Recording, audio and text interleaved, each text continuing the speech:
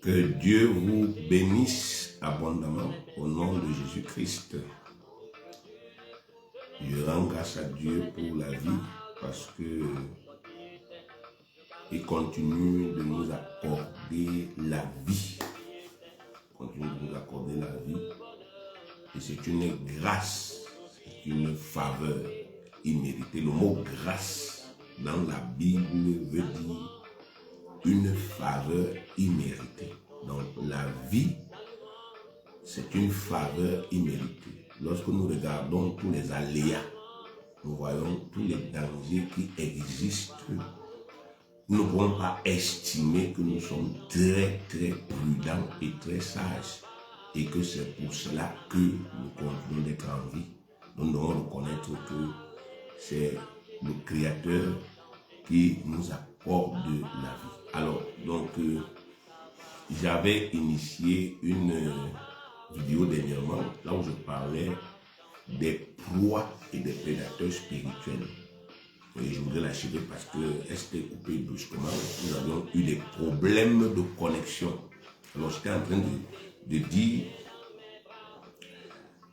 parfois, je n'ai pas dit en tout temps, je dis la plupart du temps, lorsqu'on observe, n'est-ce pas, effectivement, on scrute minutieusement les phénomènes qui se produisent dans certains environnements, on constate que les gens sont sous l'emprise de certaines puissances occultes qui les empêchent d'avancer. Ceci est une vérité vraie. Déjà la Bible le dit dans Ésaïe 42, verset 22. Dans Ésaïe 42, verset 22, il est écrit « Et c'est un peuple pillé et dépouillé. Et c'est un peuple pillé et dépouillé. » On les a tous enchaînés dans des cavernes, plongés dans des cachots. Ils ont été mis au pillage et personne qui dise, et personne qui les délivre, dépouillés et personne qui dise restitue. Donc ici, on a un prophète de Dieu qui fait une lecture spirituelle des choses qui se passaient en Israël à une époque donnée. Donc, dans la réalité, les Israéliens vivaient normalement. C'est-à-dire les gens allaient au champ, les gens faisaient leur commerce, les gens menaient leurs activités. Mais ce qu'on constatait, c'est que les gens n'évoluaient pas, les gens n'avançaient pas. Donc, et personne n'avait fait des analyses spirituelles pour essayer de comprendre ce qui se passait. Il y a donc un prophète qui est venu et ce prophète a expliqué, n'est-ce pas, effectivement, au peuple de Dieu ce qui se passait. Il leur a dit que, comme vous êtes là, vous êtes sur le plan physique, vous marchez, sur le plan physique, vous travaillez, dans la réalité, vous vaquez à vos occupations, vous menez des activités, mais sur le plan spirituel, vous êtes déjà attaché, vous êtes déjà lié et vous êtes enchaîné, vous êtes en prison dans des cachots. Donc en réalité, vous n'êtes pas libre spirituellement parlant. Donc, et c'est ça que je voulais mettre en exergue dans, n'est-ce pas, effectivement, cette vidéo. Je voulais mettre en exergue, n'est-ce pas, effectivement, cette situation-là, parce que c'est une réalité. Il y a des gens qui sont debout, qui marchent normalement, qui travaillent normalement, qui se livrent à leurs activités normalement, mais en réalité, ils sont des prisonniers spirituels. C'est-à-dire qu'il y a des forces spirituelles qui dominent leur vie. Il y a des forces spirituelles qui ont pris possession de leur vie et qui les empêchent, n'est-ce pas, effectivement, d'atteindre leurs objectifs, de réussir, de réaliser les choses. J'ai pris plusieurs exemples dans notre quartier Mokolo 1 à Bertois, où j'ai montré sans jugement, j'ai montré simplement des faits. J'ai montré des gens talentueux qui, n'est-ce pas, avec tout pour réussir dans plusieurs domaines comme le sport, etc., etc. Même, n'est-ce pas, effectivement, des gens très intelligents, mais qui, contre toute attente, n'ont pas pu percer, n'ont pas pu émerger. quelqu'un va faire une analyse purement logique et dit non, ici là il a mal géré, ici là il n'a pas pris la bonne décision. Ça c'est ce que le profane en ce qui concerne les choses spirituelles, lui, c'est ce que lui il va, n'est-ce pas, c'est comme ça qu'il va analyser. Mais quelqu'un, n'est-ce pas, effectivement, qui a la connaissance spirituelle, comme la Bible dit, que l'homme spirituel juge de tout, il comprend la spiritualité. Lui, il ne va pas analyser comme ça.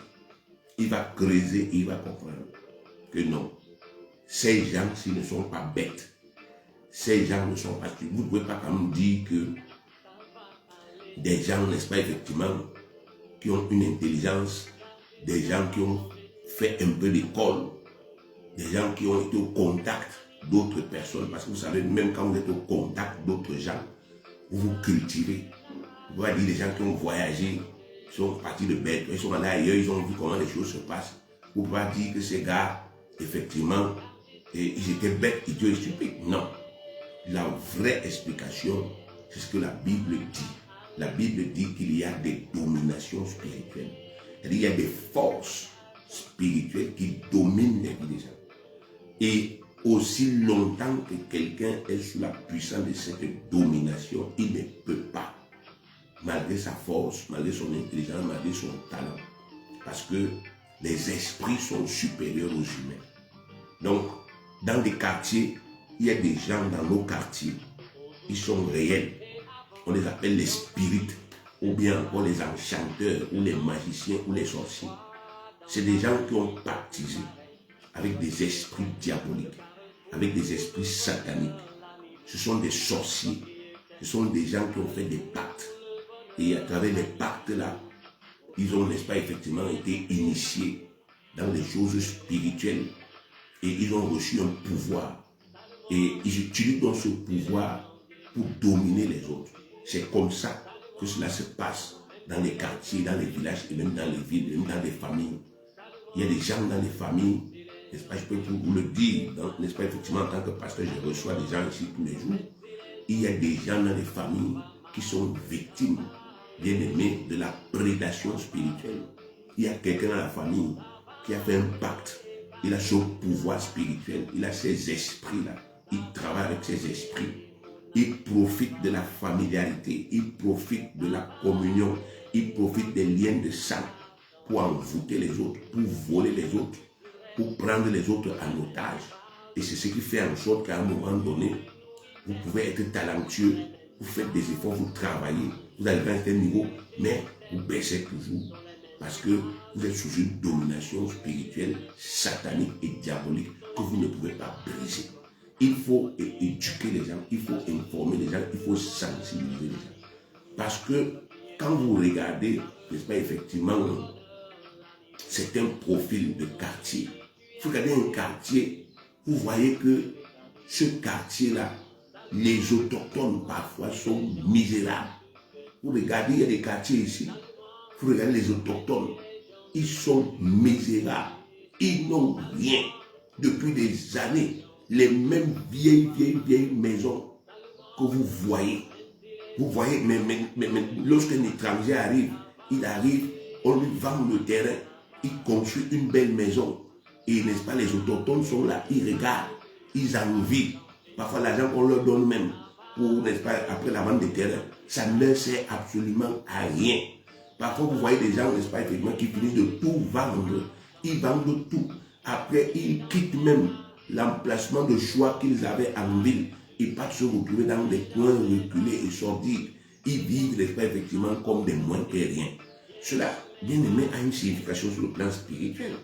Ça veut dire que quelque part, il y a un esprit qui mange le cerveau des gens.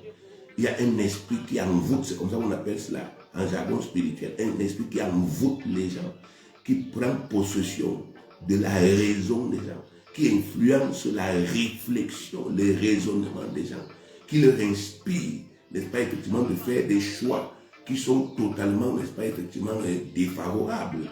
Et il y a un esprit qui leur voile les yeux, qui leur ferme les yeux, qui les empêche de comprendre que ce que nous avons a de la valeur et on peut mettre ça en valeur et ça peut profiter à tout le monde. La vente n'est pas toujours, n'est-ce pas, effectivement, la solution. Mais quand vous regardez, vous voyez, la réaction, c'est toujours la vente. Les ventes de terrain. Chez nous, ici, c'est comme ça. Dans l'esprit, effectivement, l'homme est direct, c'est comme ça. Vous allez accuser telle ethnie, vous allez accuser telle autre tribu, mais en réalité, il faut d'abord faire votre adjournement, il faut d'abord vous-même vous regarder. Vous allez voir que non, il y a quelque chose qui ne va pas chez nous. Comment notre réaction primaire est de vendre, et seulement de vendre le patrimoine qui nous a été laissé, les terrains qu'on nous a laissés. Comment le raisonnement primaire est de vendre. Lorsqu'il y a un problème d'argent, il faut seulement vendre. Il faut vendre les choses. Il faut, n'est-ce pas, effectivement, prendre ce qu'on avait déjà acheté, ce que les parents ont laissé. Il faut vendre. Il faut réfléchir, bien aimé. Parce que ce n'est pas un phénomène de hasard. Pourquoi cet esprit-là? Pourquoi on réfléchit comme ça? Il faut se poser la question, mais Seigneur, pourquoi j'ai réfléchi comme ça? Pourquoi j'ai réfléchi seulement à vendre, à prendre ce qui peut être, n'est-ce pas, effectivement, valoriser ma famille demain? Pourquoi j'ai réfléchi seulement à vendre parfois à vil prix, et après cela, on ne sait même pas à quoi sert ce qu'on a, n'est-ce pas, effectivement, l'argent avec lequel on a vendu ces choses. Donc, moi j'ai même vu ici, à Bertois, n'est-ce pas, une famille qui vend un terrain, et puis quelques temps après, une compagnie vient seulement choisir la partie du terrain là pour faire l'investissement, un investissement terrible, mettre une grosse antenne, et la famille se retrouve spoliée. Pendant que la famille avait ça, personne n'est venu, mais dès que quelqu'un a vendu cela, on voit comment on est venu placer un investissement dessus, et c'est un étranger qui commence déjà à bénéficier. Bien aimé, tout cela ça démontre qu'il y a des puissances spirituelles. Vous voyez, ce qui est terrible avec le christianisme aujourd'hui, c'est la religion. La religion est entrée dans le christianisme. On enseigne aux gens des dogmes, on enseigne aux gens des choses bizarres. Quelqu'un va dans une église, on lui dit que non, balaye la poussière de ta maison, tu amènes ça à l'église, on va prier sur ça. L'autre, on lui dit achète l'eau, l'autre, on lui dit achète les cailloux, l'autre, on lui dit achète l'huile. Et les gens ne réfléchissent même plus. Ils ne se posent pas les questions, mais comment est-ce que à partir de l'huile ici, je vais être délivré? Ils ne réfléchissent pas. La Bible parle des dominations spirituelles.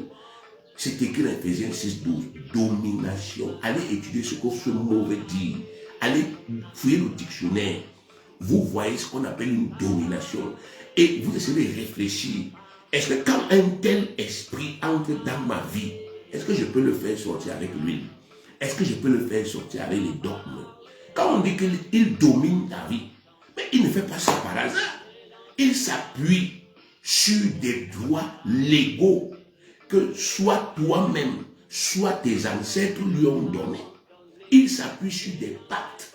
Il s'appuie sur des choses qui sont légales et qu'il peut défendre devant Dieu. Il peut défendre sa domination sur ta vie devant Dieu. L'esprit diabolique peut le faire. Il peut se défendre, il peut dire à Dieu, je domine pour telle raison. Je domine parce que. Il m'a été donné, la vie m'a été donnée. Cette personne est une proie dans les accords que j'ai signés avec les ascendants, les gens qui étaient en haut, qui lui ont donné la vie. Dans les accords, il est dit que la personne ci est une proie. C'est-à-dire c'est quelqu'un que moi je dois manger. C'est quelqu'un que je dois dominer. Voilà, bien aimé, ce qui se passe. Il y a des phénomènes comme ça dans les familles. On ne voit pas de percées. Vous investissez, vous prenez votre argent, vous investissez, vous croyez que ça va donner. Ça ne donne pas. Ça ne marche pas. Parce qu'il y a une domination. Vous faites tout pour vous marier, ça ne donne pas. Vous m'allez acheter, ça ne donne pas. Pourquoi? Parce que vous êtes sous le pouvoir d'une domination. Ésaïe 42, verset 22 dit, et c'est un peuple pillé et dépouillé. On les a tous enchaînés dans des cavernes, plongés dans des cachots. Ils ont été mis au pillage et personne qui délivre, dépouillés et personne qui disent restitue. Donc il dit, vous pouvez être comme ça, vous vivez normalement, vous marchez, vous allez au marché, vous travaillez. Mais vous êtes prisonnier sur le plan spirituel, vous êtes attaché, vous êtes lié et vous êtes dépouillé. C'est-à-dire que tout ce que vous travaillez, quelqu'un vous arrache ça, il vous enlève ça. Il vous enlève tous vos droits, mais sur le plan spirituel. Or, le spirituel domine le naturel. Ça veut dire que si quelqu'un, n'est-ce pas, effectivement, est un prédateur spirituel, il a fait des pactes avec les démons, Et il a eu accès à votre vie d'une manière ou d'une autre. À partir de ce moment-là, bien aimé, il vous domine. Faites ce que vous voulez. Vous êtes sous son pouvoir. Sauf si, n'est-ce pas, effectivement, Jésus-Christ intervient. Parce que dans Luc 4, 18, il est écrit, l'Esprit du Seigneur est sur moi. Parce qu'il m'a oint pour annoncer une bonne nouvelle aux pauvres. Il m'a envoyé pour guérir ceux qui ont le cœur brisé. Pour proclamer aux captifs la délivrance. Les captifs ne peuvent pas s'en sortir par eux-mêmes. Ils ont besoin que quelqu'un vienne les délivrer. Et c'est ce travail que Jésus-Christ nous a envoyé. Venir faire dans nos familles. Il dit, allez dans vos familles. Allez leur apporter la bonne nouvelle. Et délivrez-les pour qu'ils soient libres. Mais nous voyons dans nos familles les gens qui rejettent l'évangile. Ils rejettent, n'est-ce pas, effectivement, la délivrance. Ils rejettent, n'est-ce pas, effectivement, ce que nous leur disons. Mais ils vont dans les religions. Et ils réfléchissent par exemple, mais ça fait 10 ans, ça fait 15 ans, ça fait 30 ans que je suis dans cette histoire et rien n'a jamais bougé. Mais c'est tout à fait normal. Parce que personne ne t'a délivré. On ne t'a pas libéré. On ne t'a pas affranchi.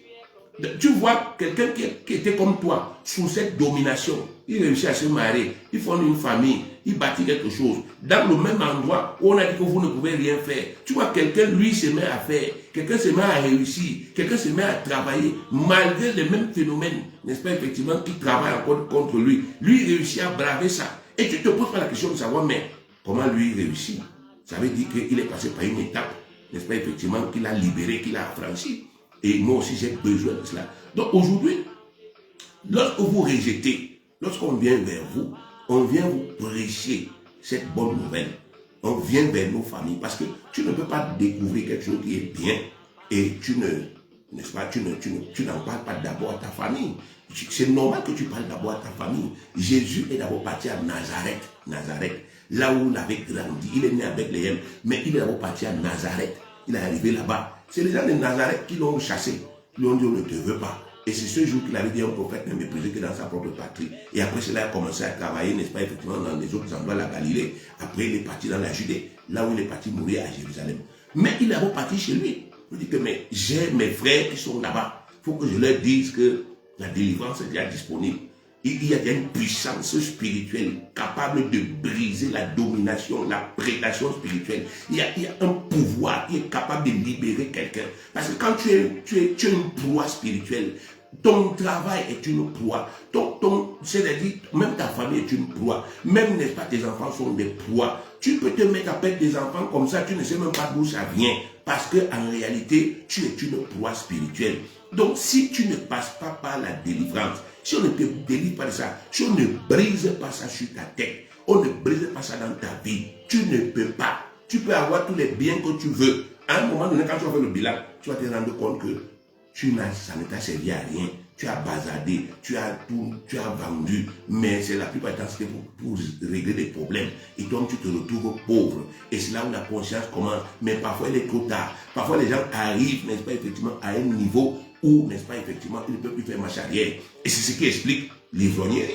Vous allez voir des gens, n'est-ce pas, effectivement, qui vous disent que moi, ma vie est finie. J'ai parlé avec beaucoup de personnes au quartier Mokolo 1 ici qui te disent que non, ma vie est déjà finie. Donc moi, qu'est-ce que tu veux que je fasse? Je ne peux plus rentrer en arrière. À l'âge-ci, c'est fini. Donc le risque qu'il y a, c'est qu'à un moment donné, à force de refuser, de repousser, à force de mépriser, n'est-ce pas, effectivement, la délivrance que le Seigneur Jésus-Christ nous a envoyé, apporté à nos propres frères, à force de mépriser cela, vous allez vous retrouver, n'est-ce pas, effectivement, dans ce qu'on appelle les points de non-retour, à un niveau où même moralement, vous n'avez plus le moral, vous n'avez plus le courage, vous n'avez plus l'envie, vous n'avez plus la motivation, et c'est comme ça que votre vie sera un échec. Mais la Bible dit que si vous entendez la voix du Seigneur parler au travers de quelqu'un, n'endurcissez pas vos cœurs. Donc, prenez conscience de cela. N'endurcissez pas vos cœurs. Ne refoulez pas. Ne rejetez pas. Vous savez, dans la Bible, Nicodème était venu voir Jésus même dans la nuit. Nicodème est venu voir le Seigneur Jésus dans la nuit. Donc, il avait écouté Jésus. Il avait vu, n'est-ce pas, effectivement, l'œuvre du Seigneur Jésus. Mais comme il avait honte, il avait peur. On va lui dire, ah, même toi, tu pars aussi là-bas dans telle église. Il est venu pour lui la nuit et il a été béni. Mais même toi aussi, tu peux, n'est-ce pas, effectivement, contacter l'homme de Dieu la nuit. Tu peux lui dire que bon, je voudrais que tu pries pour moi, mais je ne voudrais pas, n'est-ce pas, que les gens soient au courant. Il y a des gens pour lesquels j'ai prié dans ce quartier, mais je n'ai jamais dit cela, n'est-ce pas, effectivement, publiquement. Hein, il y a des témoignages que je fais, je dis tel que vous voyez, voilà, mais publiquement, là, en disant que je viens prêcher, ils donnent son nom, non. Mais en réalité, c'est à eux de dire que là où vous voyez là, j'étais allé voir, n'est-ce pas, effectivement, mon frère et il avait prié pour moi. J'étais allé lui poser tel problème et il avait prié pour moi. J'étais allé lui poser telle situation, il avait prié pour moi et il y a eu un résultat. C'est à vous de témoigner, vous qui avez passé par là, vous, n'est-ce pas, effectivement, dans les vies desquelles on a brisé ce pouvoir et vous avez commencé à voir les effets. C'est à vous de témoigner, de montrer, de dire la vérité à vos frères en disant que, écoute, j'étais dans telle situation, si tu vois, je suis entré dans telle école là, ce n'est pas ma force. C'est pas parce que je suis trop intelligent, c'est parce que je suis allé là-bas, on a prié, on a brisé cette puissance, cette domination de sorcellerie dans ma vie. Je suis allé composer, j'ai passé. Aujourd'hui, je suis ingénieur, aujourd'hui, je suis ceci, aujourd'hui, je suis cela. À force de témoigner, de dire cela aux frères, aux sœurs, aux gens, n'est-ce pas, effectivement, vous allez susciter en eux un engouement, vous allez réveiller leur conscience et ils pourront aussi bénéficier. Sinon, bien aimé, il y a des gens qui ne vont jamais s'en sortir. Donc voilà ce que je voulais vous dire aujourd'hui, bien aimé. Jésus-Christ, le Fils de Dieu, n'est pas une religion. Jésus-Christ, n'est-ce pas, effectivement, n'est pas une église. Jésus-Christ est notre sauveur. Jésus-Christ est l'agneau de Dieu qui ôte le péché du monde. Jésus-Christ est le chemin, la vérité et la vie. Jésus-Christ est, n'est-ce pas, effectivement, notre rédempteur. Celui qui est venu payer pour notre délivrance. Et celui, n'est-ce pas, effectivement, qui a reçu le pouvoir de briser la domination spirituelle à nos vies. Si vous croyez en Jésus-Christ, et si, n'est-ce pas, effectivement, vous acceptez qu'on prie pour vous au nom de Jésus-Christ, cette captivité va s'arrêter. Cet esclavage va s'arrêter. Cette domination spirituelle va s'arrêter. Cette puissance spirituelle va se briser. Vous allez retrouver votre liberté et vous allez pouvoir réaliser votre rêve sur la terre, quel que soit votre âge. Tel est le message que le Seigneur vous adresse. Que Dieu vous bénisse au nom de Jésus.